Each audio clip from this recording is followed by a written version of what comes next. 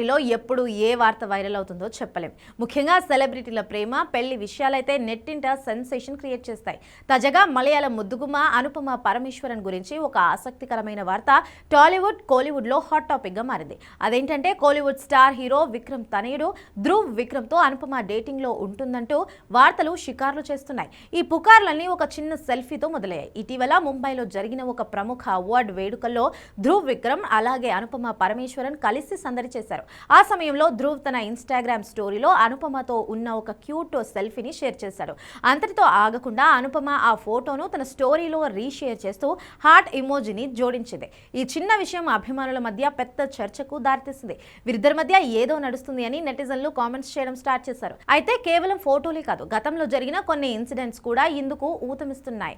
Bison అనే సినిమాలో వీరిద్దరూ జంటగా నటించారు. అప్పటి నుంచే వీరిద్దరి మధ్య స్నేహం పెరిగిందని తెలుస్తుంది. ఒక ఇంటర్వ్యూలో అనుపమ, మీరు అర్ధరాత్రి 2 గంటలకు ఎవరికి కాల్ చేస్తారు అని అడిగితే ఆమె ఏమాత్రం ఆలోచించకుండా నేను ధ్రువ్కి కాల్ చేస్తాను అని టక్కున సమాధానం చెప్పింది. అలాగే ధ్రువ్ సైతం ఒక స్టేజ్ మీద అనుపమకి పుట్టినరోజు శుభాకాంక్షలు చెబుతూ విష్ చేయగా ఆమె సిగ్గుపడుతూ కనిపించడం ఈ రూమర్స్ కు మరింత బలపరిచింది.